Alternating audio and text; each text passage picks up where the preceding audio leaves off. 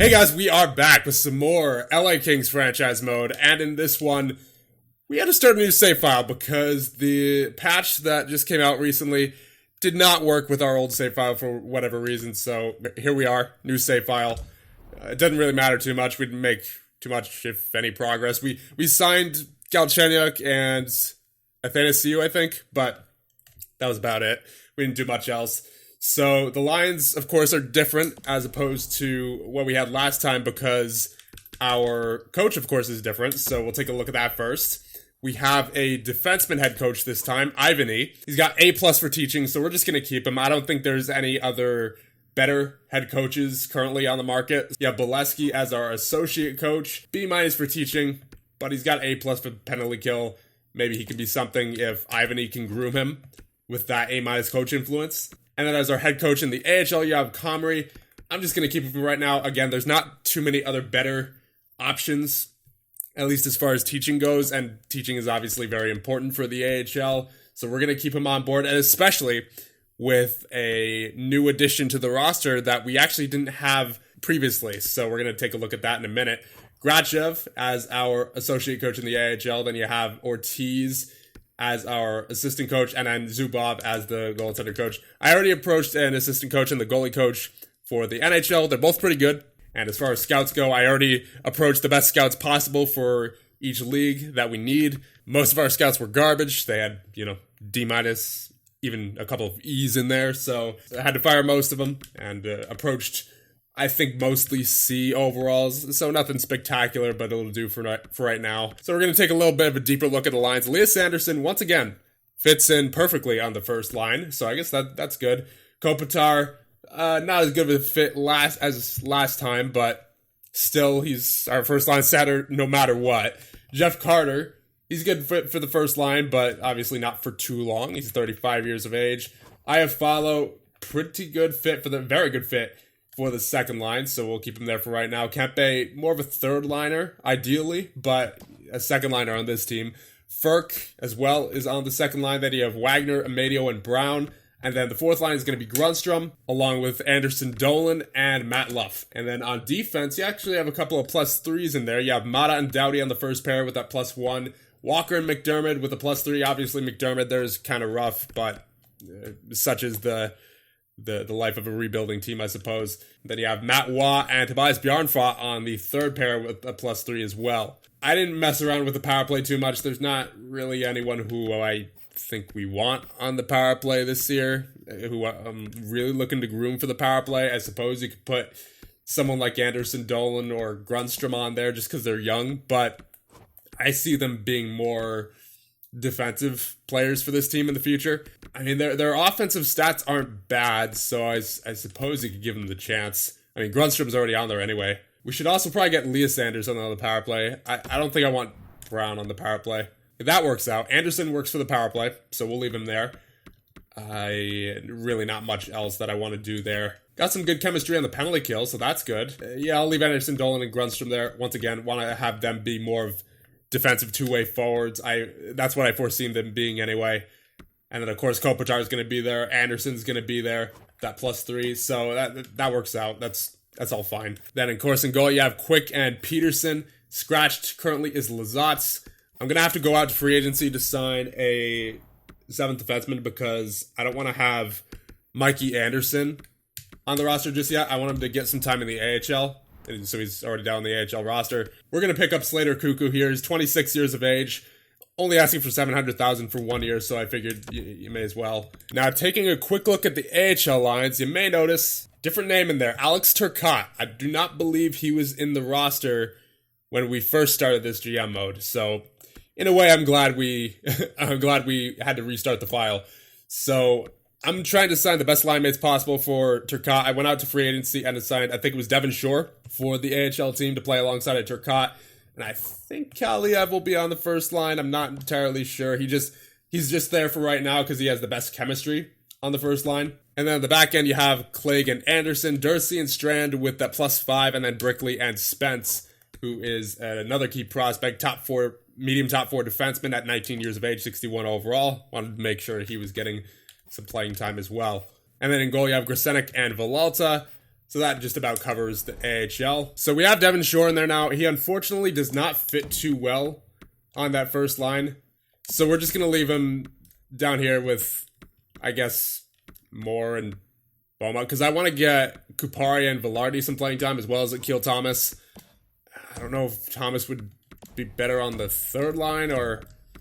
I don't know. But I want Velarde, Kupari, Thomas, Kaliev, and Turcotte to all be in the top 6. And that should be just about it. So I believe we could get into the regular season simulation now. So here's what our assistant coach and goalie coach are looking like for the NHL. You got Morrow here. He's got an A- for teaching. Again, that was key in my decision for hiring. He's a generalist, so he's not really going to interfere in the chemistry too much. And then you have our goaltender coach, Cesar Rayom, who has very good stats for a goalie coach in general. He's got an A- for teaching and then at least C- everywhere else. So I don't see how that could hurt. I mean, he's probably going to want, once his contract is up, he's probably going to want to be, the assistant coach or the associate coach. But for right now, he makes a phenomenal goalie coach, in my opinion. So we've gone through preseason now. We went 2-4-1. Not great, but what you going to do? You got Jeff Carter with 8 points in 7 games. So maybe if he gets a lot of points this regular season leading up to the trade deadline, maybe he could be some good trade bait. But as of right now, that is all we really have to look forward to, at least for this season.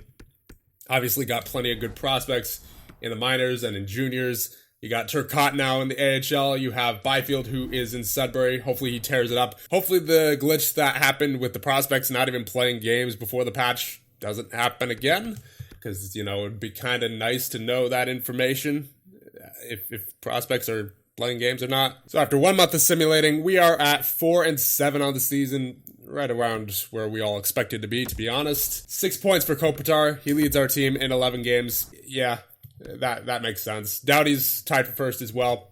Anderson's got 5 points, but it's more or less what you expect out of this team. Checking on our minor league team, though, our Ontario Reign are 6-2, and Rasmus Kupari with 7 goals in 8 games and 10 points. So he is on fire to start the season. Dirtsey as well with 9. And then you have Clegg with 8. So defenseman chipping in there. Mikey Anderson with 6 points. You have Thomas with 5. Where is Turcotte? Only 3 on the first line.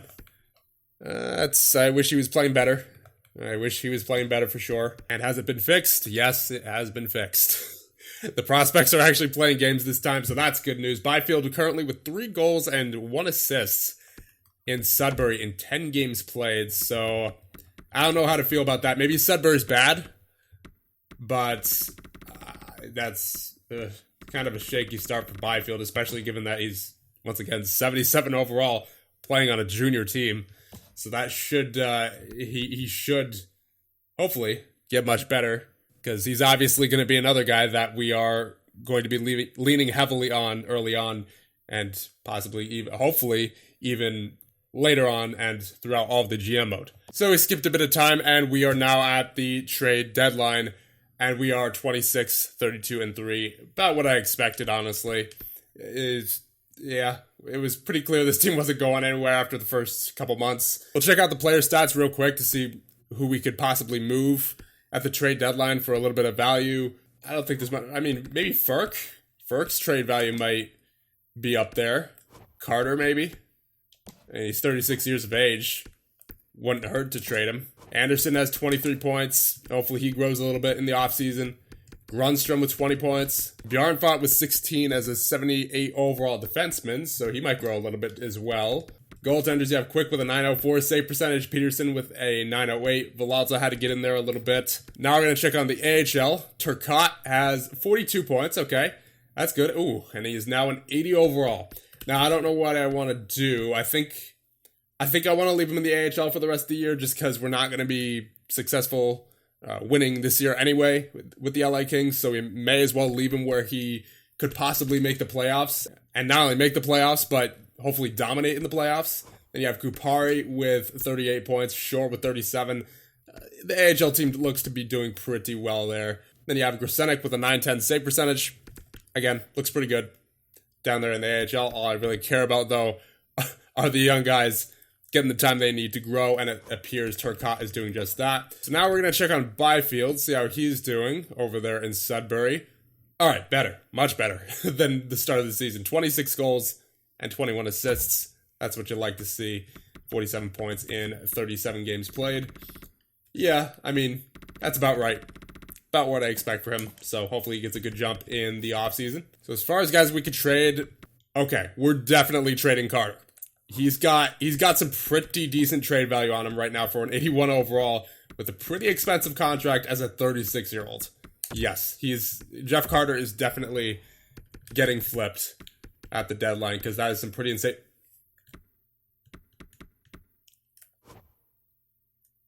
Martin Frk. His value skyrocketed.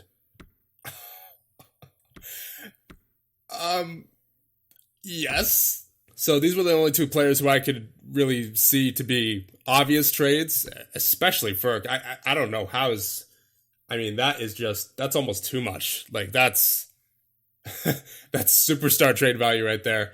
And how many points do you have? He's not even doing, he's doing better than expected for sure. But, I mean, really? That much trade value? Kind of, that's, yeah. You need to fix the trade values a little bit, EA, because that's too much. It really is for Martin Frk. But with that being said, I'm going to end things off here. It's been quite the long recording. Got to start on the next one. So I'll leave you guys off here and let me know what you guys think. And the next one, we'll get to the trade deadline. We'll get probably to the end of the season. And I'll see you guys then.